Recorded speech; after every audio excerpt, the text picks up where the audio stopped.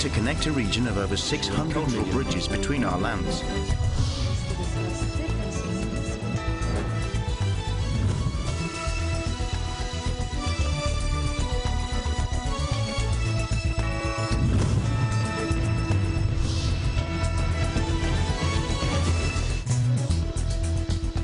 Good evening, I'm Alma Angeles, and you're watching ASEAN in Focus. On tonight's headlines.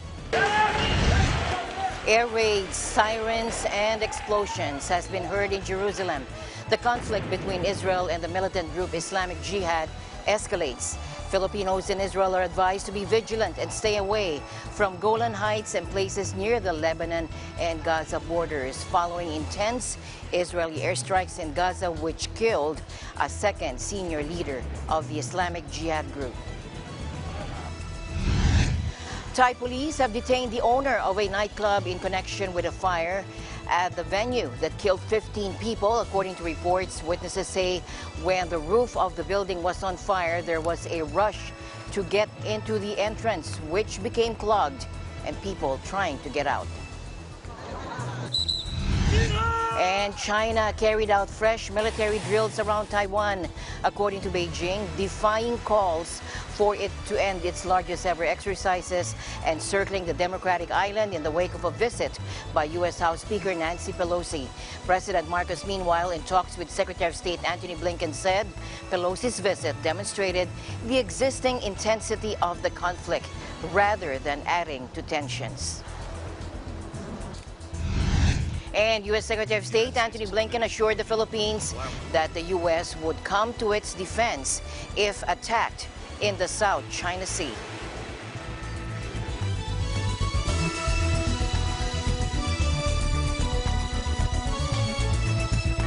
First in our news tonight, air raids, sirens, and explosions has been heard in Jerusalem. The conflict between Israel and the militant group Islamic Jihad escalates. Filipinos there are now advised to be vigilant and to stay away from Golan Heights and places near the Lebanon and Gaza borders. This following intense Israeli airstrikes in Gaza, which killed a second senior leader of the Islamic Jihad group. Take a look. I'm concerned what might happen, but it's important. We live in a neighborhood where people don't want us, no matter anywhere, not just in, not being close to Gaza or anything else. They don't want us anywhere in the land of Israel, in Tel Aviv, and we can't not take action when there's something important. The Israeli army has killed senior leaders of Islamic Jihad in Gaza, including Taisir al-Jabari in Gaza City and Khaled Mansour in Rafah in the south. These blasts were happening when these rockets were fired by Palestinians in the Gaza Strip towards Jerusalem. The first time it happened since the full-scale conflict in Gaza last May. They were intercepted by Israel's missile defense system. This was very important symbolically because it happened at a time of a Jewish holiday. Jews in Israeli annexed East Jerusalem marked the Tisha B'Av fasting day at the Al-Aqsa Mosque compound, known in Judaism as the Temple Mount, always a flashpoint in this area. The embassy, citing the Home Front Command, said educational activities are prohibited in the Gaza envelope and South Israel. It likewise urged Filipinos to take necessary precautions when riding public vehicles and refrain from going to crowded places as much as possible. Do not approach Israeli security forces posted in sensitive areas, it said, adding to learn about the situation from trusted sources like newspapers and the television. A fragile Egypt brokered truce between Israel and Islamic Jihad militants in Gaza appeared to be holding early Monday, raising hopes that the recent intense conflict that has left at least 44 Palestinians dead, including 15 children, has ended. The truce officially started at 11:30 p.m. Sunday night local time. Israeli Prime Minister Yair Lapid's office late Sunday thanked Egypt, for its efforts, as it agreed to the truce, but said that if the ceasefire is violated, Israel maintains the right to respond strongly. Islamic Jihad member Mohammed al-Hindi, meanwhile, had already confirmed the militants had accepted the truce, but the group also added in a statement that it too reserves the right to respond to any aggression. In tonight's other news, Thai police have detained the owner of a nightclub in connection with a fire at the venue that killed 15 people. พลัง โอ้ดันอย่างเดียวครับดันอย่างเดียว เป็นยังไงบ้างพี่ตอนที่ออกมาเห็นภาพแรก โอ้ไฟท่วมตัวเลยครับ ที่เห็น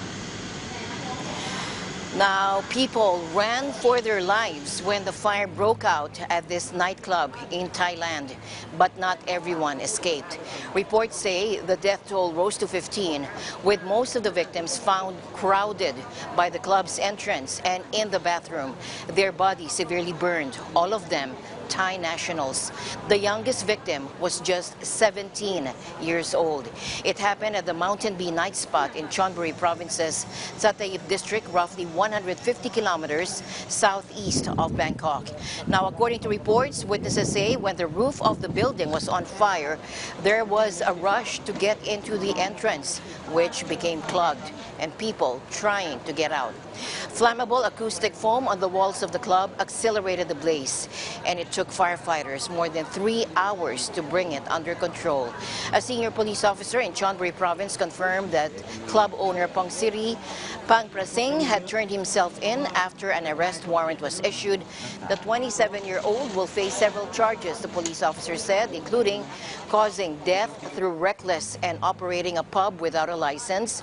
Causing death through recklessness carries a maximum sentence of 10 years in jail and up to 200,000 baht or $5,000 in fines. China today carried out fresh military drills around Taiwan. Beijing said it defied calls for it to end its largest ever exercises, encircling the democratic island in the wake of a visit by U.S. House Speaker Nancy Pelosi. Beijing has raged at the trip by Pelosi. President Marcos, in talks with Secretary of State Antony Blinken, said, setting to tone down the visit, he said that the Pelosi's visit demonstrated the existing intensity of the conflict rather than adding to tensions. Take a look. It is particularly timely, your arrival here. The last few days have raised, put to the fore, some of them, the visit of your House Speaker Nancy Pelosi. Coming here, really just, I do not think, to be perfectly candid, I did not think it raised the intensity, it just demonstrated how the intensity of the conflict has been. It actually has been at that level. It just demonstrates how volatile the international diplomatic scene is. Mutual Defense Treaty is in constant evolution, I'd like to think of it. We're also working together as partners in so many different areas, particularly economically. And of course, the alliance is strong and I believe can grow even stronger. We're committed to the Mutual Defense Treaty. Well, this visit by Speaker Pelosi to the Taiwan region is a despicable farce. And by doing that, she has lifted the rod only to drop on her own feet, because that only reinforced the consensus of the international community on the One China principle. The military exercises taken by China are open, transparent, and professional. The United States and other countries alike will become even more unscrupulous in their effort to deal with all countries, in particular medium-sized and smaller countries, from a position of strength. And we should never allow that. It's of course extremely important for the ASEAN and most importantly for the Philippines. We are the closest Southeast Asian country to the Taiwan Strait. We are actually the immediate neighbor of Taiwan to the south. And so because of our proximity to the Taiwan Strait, to Taiwan, actually in some of the exercise areas of the PLA. Some of those actually already include our EEZ in the northern part of Luzon and the Batanes area. Now, those drills were expected to draw to a close on Sunday, but neither Beijing nor Taipei confirmed their conclusion, though Taiwan's transport ministry said it has seen some evidence suggesting at least a partial drawdown. China then Monday said they were ongoing, reporting the Eastern Theater of the Chinese People's Liberation Army continued to carry out practical joint exercises and training in the sea and airspace around Taiwan Island. The exercises, the Chinese military's Eastern Command said, were focusing on organizing joint anti-submarine and sea assault operations. Beijing is also on Monday set to carry out live fire drills in parts of the South China Sea and Yellow Sea.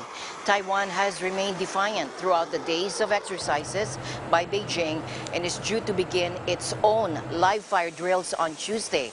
Su Chengchang, Taiwan's premier, said China was barbarously using military action to disturb peace in the Taiwan Strait. A group of U.S. naval vessels led by the USS Ronald Reagan aircraft carrier will remain in the Taiwan region after China launched its ballistic missiles in the area, according to the National Council spokesperson John Kirby at a White House briefing. Let's listen in. We will not seek, nor do we want, a crisis. At the same time, we will not be deterred from operating in the seas and the skies of the Western Pacific, consistent with international law, as we have for decades, supporting Taiwan and defending a free and open Indo-Pacific. To that end, Secretary Austin today has directed that the aircraft carrier USS Ronald Reagan and the ships in her strike group will remain on station in the general area to monitor the situation. Meanwhile, Japan's foreign minister called for an immediate stop to China's military drills near Taiwan. The maneuvers are taking place along some of the busiest shipping routes on the planet, used to supply vital semiconductors and electronic equipment produced in East Asian factory hubs to global markets. In a related news, Foreign Affairs Secretary Enrique Manalo said the Philippines and Southeast Asian nations cannot afford an escalation in the region, as tensions are simmering between the U.S. and China over the recent trip of Speaker of the House Nancy Pelosi to Taiwan. In a meeting with visiting U.S. Secretary of State Antony Blinken, Manalo said an escalation could risk creating instability in the region, and he urged concerned parties to keep the communication lines open. Let's listen in. The Philippines is an irreplaceable friend, partner, and ally to the United States. This is our oldest alliance in the Indo-Pacific region. We talked as well about our security partnership, and I reiterated our ironclad commitment to the U.S.-Philippines Mutual Defense Treaty and reaffirmed that an armed attack on Philippines armed forces, public vessels, or aircraft in the South China Sea would invoke U.S. mutual defense commitments under that treaty. We always stand by our partners. It's important to underscore that because of what's happening north of here in the Taiwan Strait. On the issue of the Taiwan, well, the Philippines and ASEAN have always been ready to see how we can help in any way to reduce the tensions. May I just say at this important point, as mentioned by Tony, it's from a Philippine perspective, very important that the lines of communication be maintained between the parties concerned, especially as a way of trying to prevent matters from escalating and reducing tensions. And the Philippines will always see how we can encourage to maintain such lines of communication. Well, first of all, let me begin by saying that our defense and security engagements with the United States continue to be a pillar of our bilateral relationship. And our defense relations are really anchored on the Mutual Defense Treaty.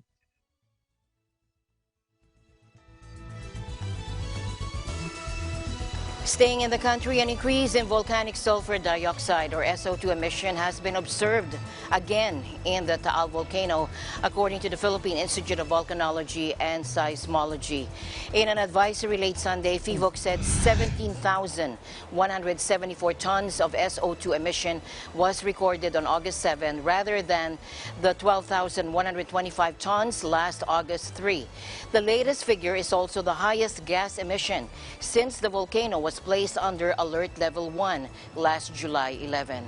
Airborne volcanic gas is forecast to drift east to west of Taal Volcano Island, or the TVI. Increased degassing has been visible in the form of upwelling in the main crater lake and the voluminous steam-rich plume activity in the past 6 days. On Monday, PHIVOC said 3 volcanic tremors that lasted 4 to 12 minutes and a low-level background tremor were recorded for the past 24 hours. 3 volcanic tremors were also recorded in the previous 24-hour observation period. Now, these tremors were volcanic earthquakes signifying fluid or gas movement, according to PHIVOC's director Renato Solidum Jr. Moderate plume emission reaching 1,500 meters high was also observed in the past 24 hours. PHIVOC reminded the public that Taal volcano is still under Alert Level 1, which means sudden steam-driven or phreatic explosions, volcanic earthquakes, minor ashfall, and expulsions of volcanic gas could threaten areas within TVI or Taal's permanent danger zone. Southeast Asian ministers condemned the lack of progress on a crisis resolution plan for coup-hit Myanmar, demanding the junta take action before a regional summit later this year. Anger is growing among some Association of Southeast Asian Nations members at the general stonewalling, particularly after the execution last month of 4 prisoners, including 2 prominent pro-democracy figures. Take a look. On Myanmar, the meeting commended the utmost effort of ASEAN Chair and the Special Envoy in assisting Myanmar to find peace, stability, and a return to normalcy. However, there was deep disappointment with the recent development in Myanmar, especially with the execution of the 4 opposition activists, which took place despite the personal appeal for the execution to be reconsidered by the Bangladesh Prime Minister and the pleas of other ASEAN member states and ASEAN partner countries. I told the meeting yesterday after my briefing about our effort to help Myanmar. I told them, I'm sorry, I'm just a special envoy. I'm not a superhero, not Superman. And I think that even Superman cannot solve Myanmar problem. Issues cannot be solved by 1 meeting, by 2 meetings, by many years of meeting. Negotiation take years. Like the issue in Myanmar. After 2 visits of the special envoy, 2 visits only, some people start to lose patience and ask for results. I decided to retrieve that plan for the 3rd visit, not to do that 3rd visit on September, especially if, and I say it clearly, publicly, if more executions are conducted, then things will have to be reconsidered. Our position will also have to be reconsidered. Malaysia, which has led efforts to get tough on Myanmar's junta, told reporters there must be progress before the ASEAN Leaders Summit in November. And if there is no progress, then the leaders will have to ask the hard questions when they meet in November. He also described the Myanmar executions, which came despite personal appeals from Hun Sen, akin to a slap. The difficulty of reaching an ASEAN consensus was acknowledged by visiting EU Foreign Policy Chief Josep Borrell, who was in town for the regional talks. But he emphasized the Myanmar situation requires bolder, stronger actions.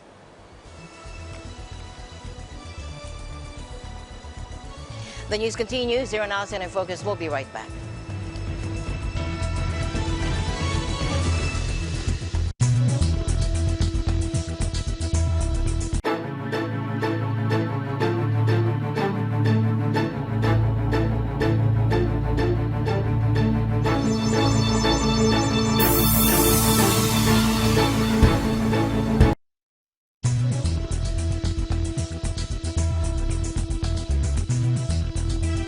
Welcome back. The Philippines' bid to increase the share of renewable energy among its sources got a boost following the awarding of a grant by the U.S. government to a local firm to develop up to 3 gigawatt wind power capacity. In a briefing, U.S. Secretary of State Antony Blinken highlighted the importance of coordination among governments to solve several issues such as the impact of climate change. Take a look. Where our countries will sign a new agreement laying the groundwork for one of the first offshore wind power projects in the Philippines. This is the latest in a long line of clean energy collaborations between us, because clean energy is vital for economic growth, it's vital for innovation, and of course, it's vital for responding to the climate crisis. In a briefing on Saturday, U.S. Secretary of State Antony Blinken highlighted the importance of coordination among governments to solve several issues such as the impact of climate change. He said the Philippines, for one, is especially vulnerable to dealing with more intense typhoons, extreme rainfall, rising temperatures, and sea levels. The grant was extended through the U.S. Trade and Development Agency, or USTDA, and given to Aboitiz Renewable Inc. to allow the latter to do a feasibility study to develop up to 3 gigawatts of the offshore wind project. He said in time that project will produce up to 3,000 megawatts of clean energy every single year. And to put that in perspective, 3,000 megawatts of clean energy, that is enough to power more than 2 million poles. Blinken said the U.S. government will support the Philippines' bid to source 35% of its energy mix from renewable energy by 2030 and 50% by 2040. He also said the grant for a feasibility study on wind power in the country will be a major contributor to helping the government achieve its goals to tap the country's renewable energy potential. U.S. Secretary of State Antony Blinken assured the Philippines that the U.S. would come to its defense if attacked in the South China Sea. Blinken arrived in the capital Manila after attending an Association of Southeast Asian Nations Summit in Cambodia. Again, let's listen in. The United States is committed to working collaboratively with the Philippines to defend the rule of law, protect human rights and fundamental freedoms, including freedom of expression, and safeguard civil society. These values are critical to our alliance. They're essential to building the future that the people of the Philippines want and deserve. We talked as well about our security partnership, and I reiterated our ironclad commitment to the U.S.-Philippines Mutual Defense Treaty and reaffirmed that an armed attack on Philippines armed forces, public vessels, or aircraft in the South China Sea would invoke U.S. mutual defense commitments under that treaty. As regional tensions rise, Washington is keen to preserve its security alliance with Manila, which includes a mutual defense treaty and permission for the U.S. military to store defense equipment and supplies on several Philippine bases. It also allows U.S. troops to access certain military bases in the country. Blinken said the U.S. commitment to the Mutual Defense Pact was ironclad. President Marcos has indicated he will strike a balance between China and the U.S., which are vying to have the closest ties with his administration. In tonight's other news, Singapore hanged 2 drug traffickers, according to authorities, bringing the number of prisoners executed in the last 4 months to 10, despite international calls for the city-state to abolish capital punishment. The spate of hangings included the widely criticized execution of a man with limited cognitive function in April and came after Singapore resumed executions in March after a hiatus of more than 2 years. The prisons department said in a statement that Singaporeans Abdul Rahim Shaipi, 45, and Ong So Ping, 49, were executed Shapi, a former driver for a ride-hailing service, was convicted of trafficking 39.87 grams of pure heroin, according to Singapore Central Narcotics Bureau. It said an appeals court dismissed his last gap petition for a last gasp petition for a stay of the sentence. Ong was Shaipi's co-accused in the same case. He was convicted of trafficking 51.69 grams of heroin. Friday's hangings brought to 10 the number of prisoners executed since March 30, when a Singaporean man was sent to the gallows. Now, that hanging was followed by the execution in April of Malaysian citizen Nagentran K. Darmalingan, which sparked international outrage due to concerns he had borderline functioning intelligence and concurrent cognitive deficit. President Bongbong Marcos Jr. is hoping for a successful resumption of face-to-face or in-person classes later this month, noting that it will boost economic recovery from the impact of the pandemic. In his weekly vlog uploaded on Saturday, Marcos enjoined the LGUs anew to be more aggressive in their COVID vaccination and booster drives. Let's listen in. Kasabay sa pagdiriwang natin ng buwan ng wikang pambansa ay ang pagbabalik na po ng ating mga mag-aaral sa eskwela. Una na riyan, yung panigurong nakapag-booster shot na ang lahat. Kaya't ang ating retail industry ay may karagdagan influx din ng salapi. Marami ring mga magulang na mas magkakaroon ng oras makapaghanap buhay kapag nasa eskwelahan na ang kanilang mga anak. Kaya't madadagdagan ang ating workforce at mas marami rin silang mga magiging option sa pagpili ng trabaho dahil hindi na sila limitado sa online. Kaya't kapag ito ay naging matagumpay, hindi lang ito balik eskwela, kundi balik negosyo, balik hanap buhay, at balik kaunlaran. Ito ay masasabi ring malaking tulong sa malawakang kilusan natin ng pagbubukas ng ekonomiya. Marcos personally visited a vaccination site in Pasig in August 1 to observe and encourage more to receive primary and booster shots.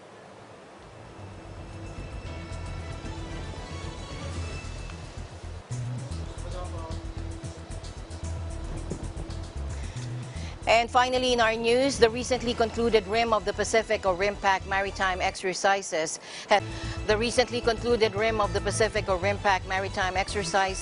has underscored the need for a more modern Philippine Navy. BRP Antonio Luna or FF-151 Commanding Officer Captain Charles Merrick Villanueva made this remark during the Indo-Pacific Maritime Security Exchange in Hawaii on August 4, where he was one of the resource speakers. Villanueva also highlighted the importance of these training opportunities and the need to modernize the Philippine Navy and make it modern and multi-capable. After all, he said the Philippines is an archipelago and a maritime nation, and we should have a strong Navy that can protect our vast seas. Aside from Villanueva, other naval officers who shared their insights during the IMSE were counterparts from partner nations such as Malaysia, Australia, South Korea, and the U.S. Aside from providing resources and an environment for international participants to achieve their training objectives, RIMPAC is also an avenue for partner navies to discuss matters of common and shared interest towards sustaining regional peace and stability. The RIMPAC, considered the world's largest maritime exercise, is held biennially to promote regional stability in the Pacific region. About 25,000 personnel from 26 nations participated in the 28th iteration of RIMPAC, which was first held in 1971. This year's RIMPAC began on June 29, concludes on August 4.